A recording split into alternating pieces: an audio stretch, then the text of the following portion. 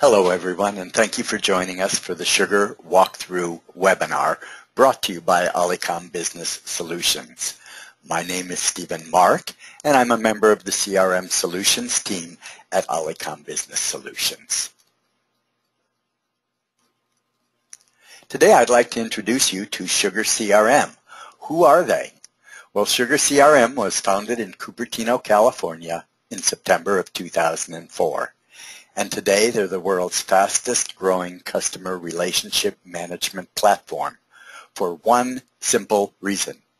They've simplified CRM. Their entire mission is to empower organizations like yours to gain and retain customers by providing greater efficiency and control over your sales pipeline. Today, more than 1.5 million people in more than 8,500 organizations around the world are using Sugar, and they employ 400 people worldwide.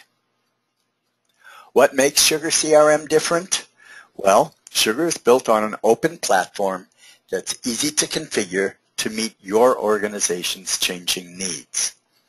Sugar is also extremely affordable, it's easy to use, and it offers you a 360-degree view of all of the details about your company's customers. Now a little bit about Alicom Business Solutions. Alicom Business Solutions is a SugarCRM Platinum Partner, which simply means we're authorized to sell, implement, and train Sugar solutions.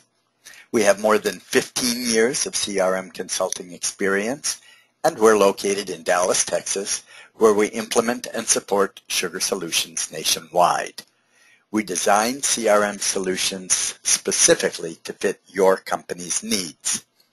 And we do that by providing business technology services, which include workflow and CRM consulting, software implementation, Sugar deployment, Sugar configuration, Sugar training, and Sugar support services. Now I'm going to tell you why sales organizations love Sugar. Sales associates love Sugar because it's intuitive. It provides them with simple navigation. They have short data entry forms and offline and wireless access. Sugar is also extremely flexible. It provides them with dashboards that simplify their desktop management, and they can customize the look and the feel of those dashboards. And of course, as I mentioned, Sugar is written in open source, which means that it syncs with Outlook, calendar, and email. You can link and stream social media, and of course, you can share your calendars across the team. Sales managers love Sugar for different reasons. The reporting in Sugar is extremely easy to create and run new reports. You can also share those reports with your sales team or with your management team. And you can select whether to run those reports on demand or schedule them to run at an appointed time and have them delivered to the email boxes of your team members. Sugar also provides extra clarity for sales managers because they can create dashboards that give them views across the entire organization. And they have quick access to more vital and more useful information.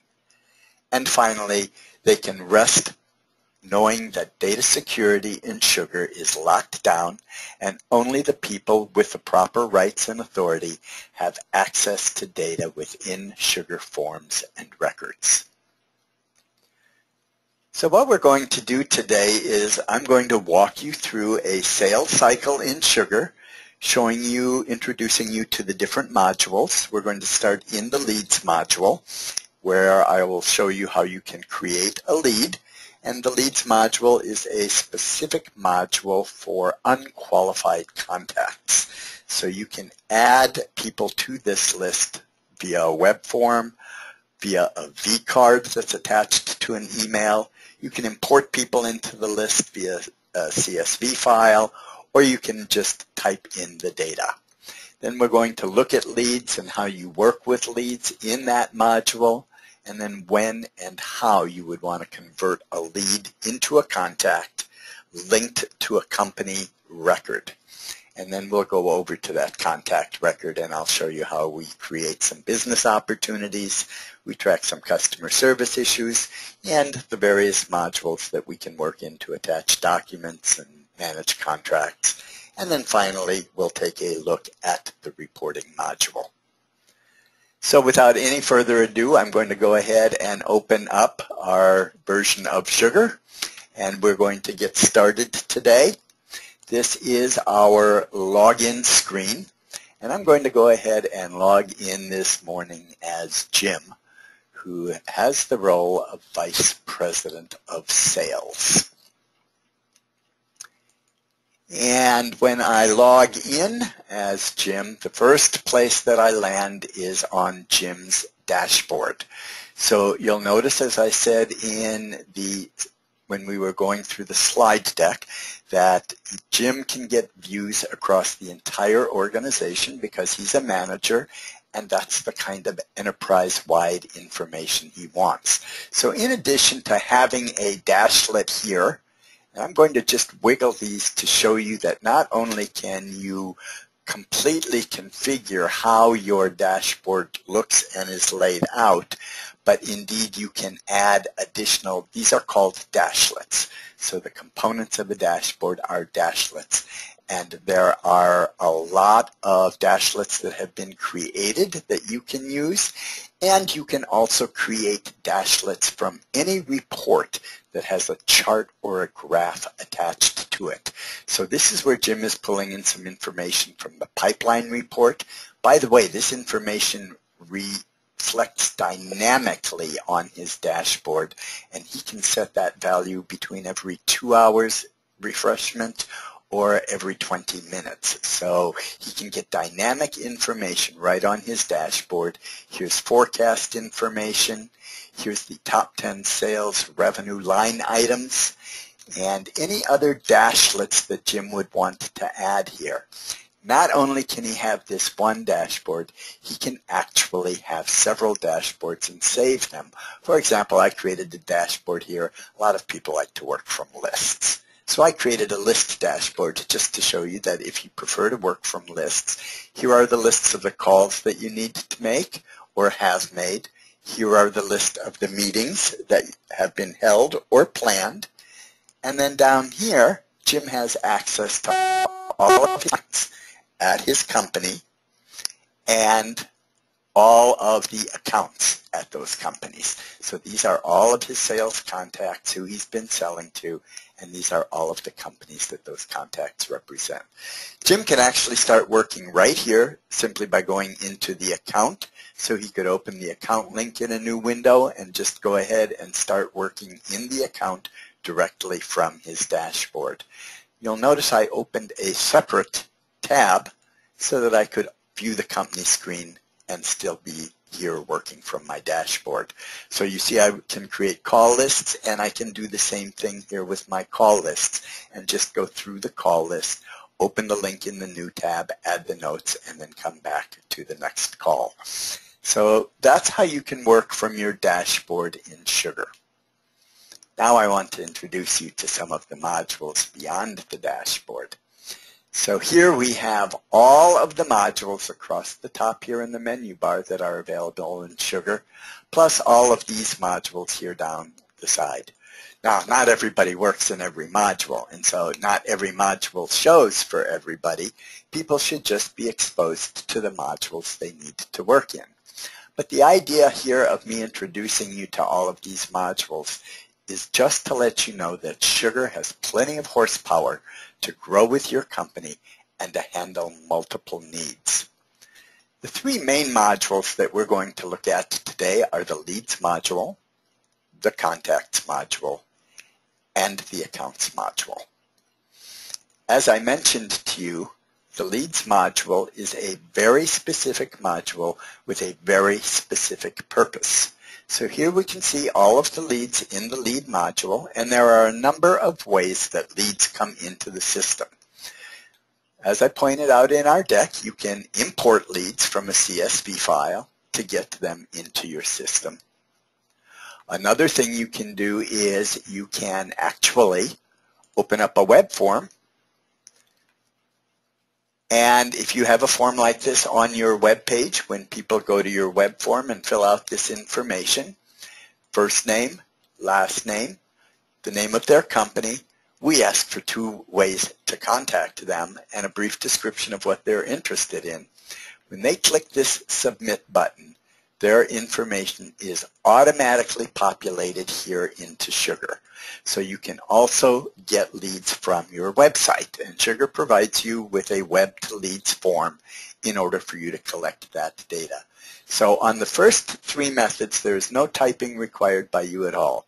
The final way to get data into the leads file is, of course, to enter the data in the old-fashioned way, and that's data entry. You'll notice here that Sugar has a feature called the Business Card View. This is the least amount of amount of information defined by your organization as to what constitutes a lead that you can work with. You'll notice this approximates our web form. We have a first name, a last name, we have a company name, 2 ways to reach them, and of course there's always the other information that people can type in. But this business card form is what sales associates really love, because they don't have to put a lot of data in. And unlike the old days where one person was responsible for all of the data entry, the whole idea with your SugarCRM is that everyone adds color to the data that's in the system. So with every touch, you enrich the record. So everyone touching this is responsible for adding information, with no one person being responsible for putting all the information in. So the least amount of information defined by your organization. What does that mean? Well, all of the forms and record forms that I'm going to show you today are completely configurable by your system administrator. So you can have additional user-defined fields, whatever you want. You're not limited to the fields that come with Sugar. And you may also have user-defined drop-down boxes with items that are meaningful to you and your organization as to the information you would like to capture. So you have an unlimited amount of user-defined fields that you can put into each of these forms, as well as user-defined drop-downs. I love that about Sugar, because Sugar is poised to grow with your company, and as the needs of your company grow, you obviously are not limited, nor do you have to repurpose or rename fields, but you can create the fields that you need. So once you put the information into Sugar and click Save, you end up with a lead record that looks like this. And I'm here at Hilda's record. Here you can see that short business card view. You'll also notice that over each of these there is a little pencil that comes up when you're in each of these fields. That means inline editing in Sugar. So you can change information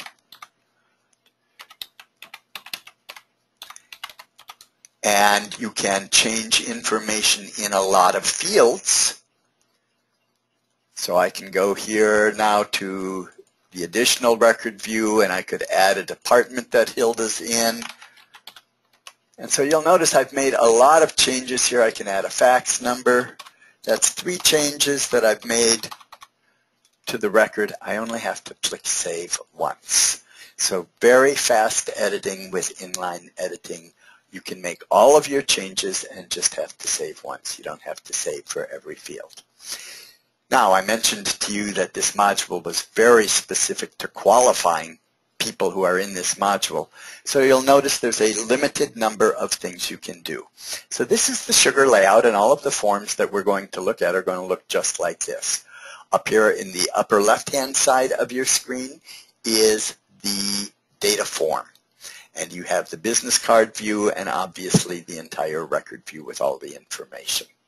So that's the top portion, left-hand side. Bottom portion, left-hand side. These are called subpanels. Actually, they're called collaborative subpanels in Sugar, and that just means that everybody on your team can interact with this record by clicking on the plus sign in these subpanels.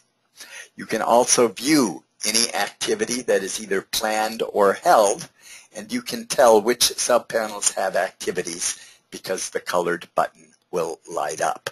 I'm going to illustrate that to you here in just a moment. We're going to go over here and we're going to schedule a meeting, and scheduling work in Sugar is very easy.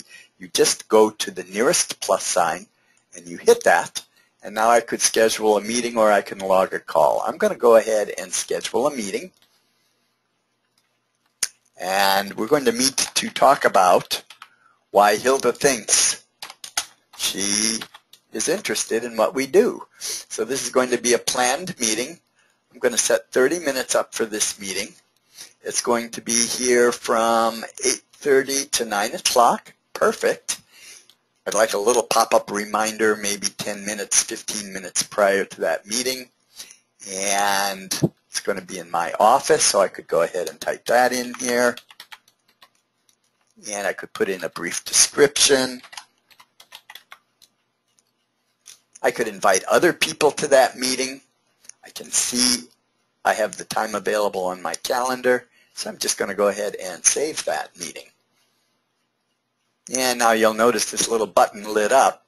Right down here, if I open this subpanel up, there's our planned meeting to qualify the lead. You'll also notice now that it shows up over here. And we can go ahead then and plan that meeting. Now let's say I want to go ahead and schedule a call. I come right back here to the plus sign. I could go here and log a call. And let's say I just want to remind Hilda of the meeting. So this is going to be a call prior to our meeting, and I'm going to set this maybe for 8 o'clock.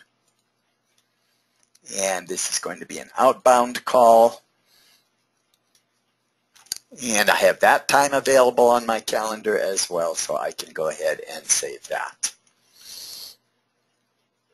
And so now I have a planned call here for Hilda to remind Hilda. Whoops, that call is already overdue. I'd better get on that. And so I could call Hilda right from here. What if I'm out in the field? What if I'm just finishing up a meeting? The nice thing is I can go right to my calendar on my Android or my iPhone. I can go ahead and I can select this call, and I can go ahead now and change that to a held call. I can call Hilda and say, listen, Hilda, I'm on my way to the office. I'm running a little bit late. See you there. And I can update that and click Save. And then when I get back to the office, of course, that information is available, has been uploaded to the cloud. So all of the information is in the system, and I can very easily now start following up with Hilda on other things. So let's say through this conversation with Hilda and through this meetings that we've had, and the meeting is still going to be planned, I'm going to go ahead and complete that meeting just to show you what happens when we go ahead and edit the status of the meeting. We could go ahead and put in notes here. I'm going to put this meeting was held and click Save. And now when I go back to Hilda's record, you'll notice here that there are no calls and no meetings here. They've come down here to the completed or the history. And you'll notice in the subpanels, this call now says held, and the meeting now says held as well. So a record of all of your transaction is kept linked to the record, but this is a qualifying module. So the whole purpose of this module is to qualify the lead. Once you have that signal, you can then go ahead and think about converting. But it's all about communicating to make sure there's a fit between the lead and your business. Another way to do that is via email, and you can do that directly in Sugar. Simply click on the linked email. You can type in your subject line, type in your content, and go ahead and add attachments and click send. But one of the things I really like about Sugar is you can create an unlimited number of templates. So for example, you could have templates that you create for people requesting a new catalog or people requesting updated pricing information. Whatever those needs are, Sugar supports the creation of an unlimited number of templates so that everyone can use them, but they're fully branded and they have each individual signature file fully customized for them. Another great feature about Sugar is the email templates. So we've had meetings with Hilda, we've had discussions with Hilda, and at some point Hilda says, no, you know what, I really like your product, let me go ahead and order that. The first thing you want to do is convert Hilda into a contact at a company. And that's, of course, assuming you're doing business to business. If you're doing business to consumer, you don't need to attach Hilda to a company record. You just need to make her a contact. This little wizard gives you the opportunity to connect or link the information you have about Hilda. So here I have a record for Hilda, and it says associate the contact with this company. Now this may have changed since Hilda's record came into the system, so that's why it asks you to confirm that. You can go ahead and associate that. You'll notice the check marks, which means you've done a great job. And here is where I can create a new opportunity, a new business opportunity, whatever that is, and I can associate that opportunity with Hilda at her company. When I click Save and Convert, that creates 3 new records. It creates 1 record in the contact module for Hilda. It creates 1 record in the accounts module or the company module for J&J Resources if that record doesn't already exist. And it creates an opportunity record that is linked to Hilda and J&J Resources. So now we're going to go and take a look at the company records, and I'm going to open up JBC Bank. And I'm going to come down here. Here are all the contacts at JBC Bank. And I'm going to go ahead and open up a contact record here. Okay, you'll notice something drastic has happened. First of all, let me point out the things that haven't changed here. So what hasn't changed over here is that you have the same record card view that I demonstrated in the leads module. It's a business card view or the entire record view. Again, your company defines what's in these fields. Down below that, you have all of the interactive subpanels, but look at what's happened here.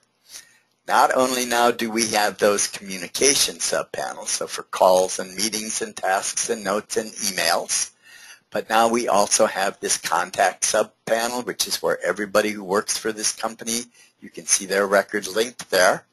We have new business opportunities that can be created.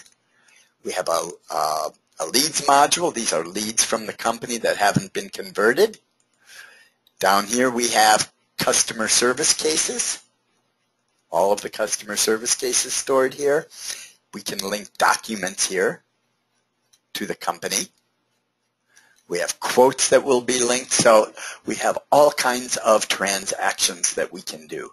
And then over here on the right-hand side, we have dashboard that gives you metrics about the company here on the left-hand side.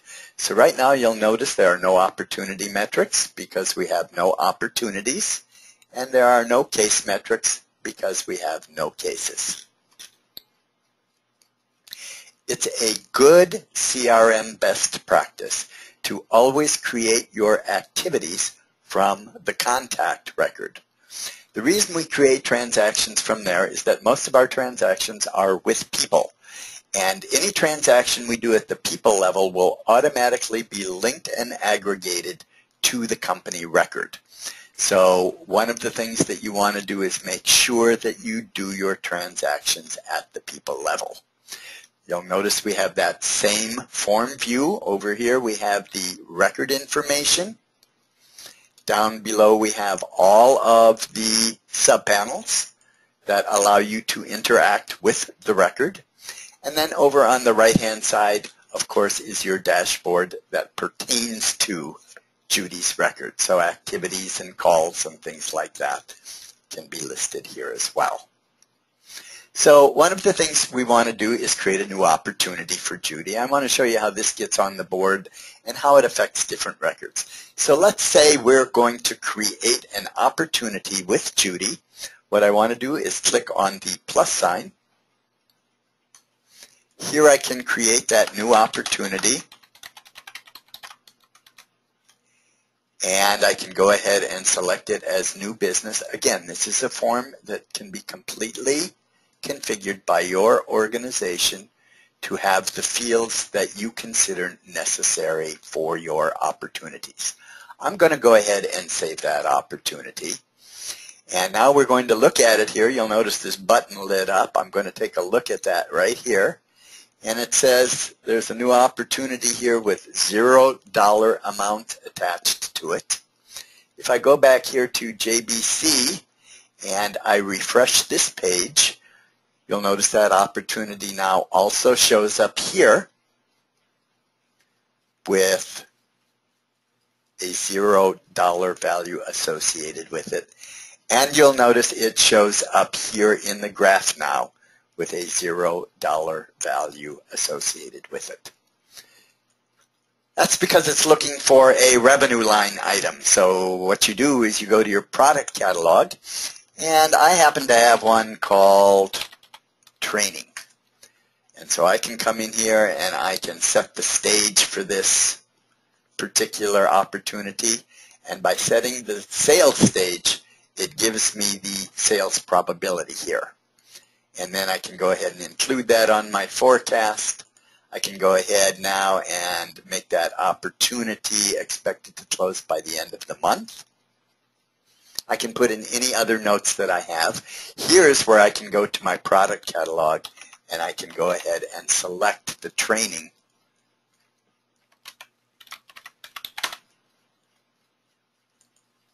that I want to use. And I'm going to put 5 hours of training in here. And because this is my product catalog, I already have pricing attached to that. So I'm going to go ahead and save that now. And now you'll notice that the dollar value of the opportunity showing up here is $50,000. If I go back to this record now and refresh this page,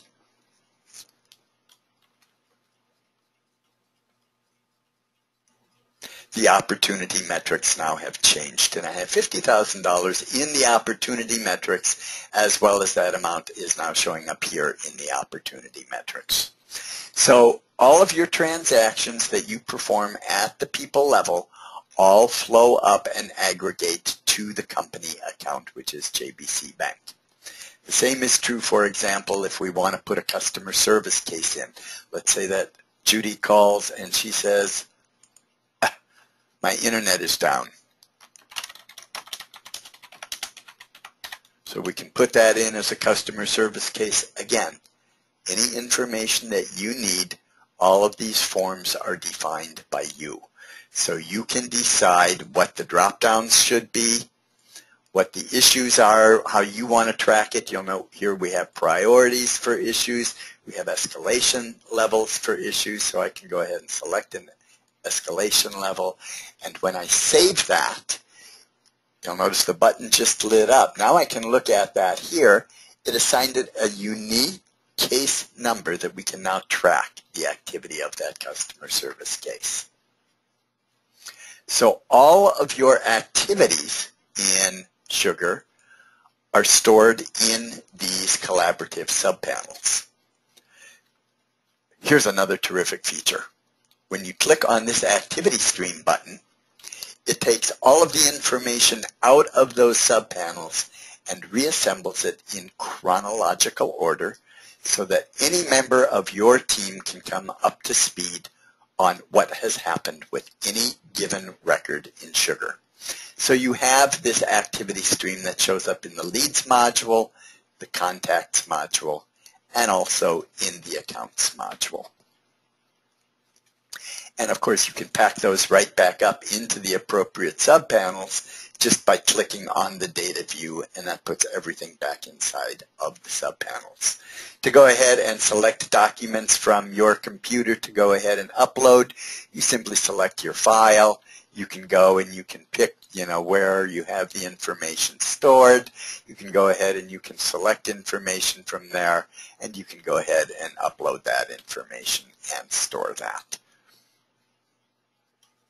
So Sugar allows you to attach documents, and now you can see here that document has been attached about Alicom Business Solutions. So it's right here now in the Documents folder. And then the final module that I want to take just a moment to introduce you to today is the Reports module. So everybody wants to know, if I spend the time putting this information into my CRM, will I be able to get the information out of my CRM? And the answer is yes.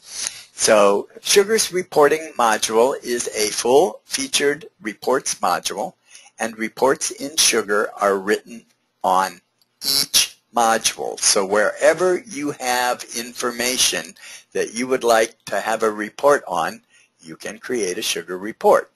There are about 24 reports that shake out of the box with Sugar, and I like to think of that as a nice feature set of reports that you can copy and utilize or edit to customize them for your organization.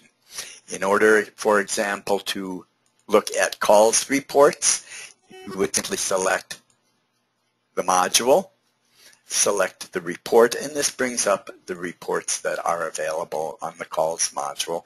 Here's a report called Calls by Team by User, and this is a report that Jim could actually pull onto his dashboard because it has a graph attached to it that would show him dynamically how his teams in the various regions, how many calls they're completing. So this could be a report that he utilizes like that. You'll notice in this box here is a description of the report, what the summary columns for the report are, so how we can expect it to appear, and the type of report it is, and the modules that it calls. Also up here, I mentioned that you can share reports with members of your team via email. You can edit reports that have already been written, or you can copy those reports as different kinds of reports. So let's say you wrote it originally as a summary report, and now you want it to be a summary report with details. You can switch it up. You can schedule reports to run and be delivered when you want them to be delivered. So this is like if you have meetings, say, on Tuesday morning with your sales team, you could schedule those reports before the day starts to be run and delivered to the team members. And then you can also print the reports as PDFs. Another report I really like in Sugar is this Opportunities Expected to Close by Amount by Quarter. The reason I like this report is it's kind of a generic report, and it features another benefit in the Sugar reporting module, which is called Runtime Filters. So Runtime Filters allow you to create generic reports. So you'll notice this report doesn't indicate whether the opportunities are new, whether they've closed, whether they've been lost, and it also doesn't specify which quarter. So the runtime filter, which is right here, allows you to do that. So when I first ran the report, we had already selected the current fiscal quarter and new and in progress opportunities. And here's what it looks like for the current fiscal quarter. Now if I went up here and said, okay, show me the previous fiscal quarter, new and in progress, and I wanted to apply that new filter, it reruns the report. So I haven't had to create a brand new report. It just reruns the report based on those parameters, and I have no data at all in the previous quarter. So that's what's showing. Let me see if I have anything closed or won in the previous quarter. And I don't think so. no data. So on the fly, you can change this information to run just look for specific information that you've designated. And you can do that by incorporating the runtime filters in your report. So like everything that's not intuitive in Sugar, there is a wizard for creating reports, and it walks you through step by step, so it couldn't be simpler. So you have your 4 basic report types represented in Sugar. You have your rows and columns report, which you can export to an Excel file or to a list, also to your mobile or Android devices. You have your summary report. You have your summary report with details, and you have your matrix report. The summary report with details, and the matrix report can all have charts or graphs attached to them, which means that for any of these last 3 reports, you can write a report that you can pull onto your dashboard. Simple as that. I'm going to create a simple rows and columns report here just to show you how the wizard works. So our first step was to select the type of report. We selected a rows and columns report. The next step in the wizard is to select the module. I'm going to select contacts. And the next step is to define my filters. There's a text box in Sugar that tells you exactly what that is. And here is where you select your operators, so and or. And because I've done this before, I know exactly how to do this. I'm going to create a report that is contacts by lead source. So I want contacts in the system that were created before today's dates, and I want to know the lead source. And I'm going to specify it, but here's where I'm going to use a runtime filter. So now I have all of the potential lead sources available. I need to select one to start with, and then I need to highlight that I want this to be a runtime filter. Okay, my next step is to choose my display columns. Perfect. Here again, you have a text box that defines what steps need to be taken. I can go over here and I can type my date created. So these are going to be my validating fields, and I am also going to type my lead source field. So that's going to validate my information. Now I need to know the data. Who does this involve? Where do they live? So I could put in their city. And I could put in their state. And so there I have these items. I can go ahead and simplify the columns right here in my report writer. So I'm going to just make these real clean. And I can also alter the headers. And I've done that now, and I'm going to go ahead and save that report as contacts by lead source, and save and run. Okay, so the first result we should be expecting is contacts whose lead source is cold call, and there it is. You'll notice the headers are exactly as I made them, and the columns are exactly in the order I designated. So here we have the names of those people. Now I can come here, I can go in here and apply a different runtime filter. So we are now expecting cold call, self-generated, or partner. And I'm going to go ahead and just group these together so that you can see those. Cold call, self-generated, partner, cold call, self-generated, partner. So there's the result of the report. Very simple and easy to write reports. You can also designate favorite reports by clicking on the star, and when you do that, they will automatically show up down here when you go to your reports module, it will be one of the first reports that you see. So it'll have the star designated here. Should you wish to contact any of us, you can feel free to do so. Again, my name is Stephen Mark, and I can be reached at stephen@makecustomersforlife.com.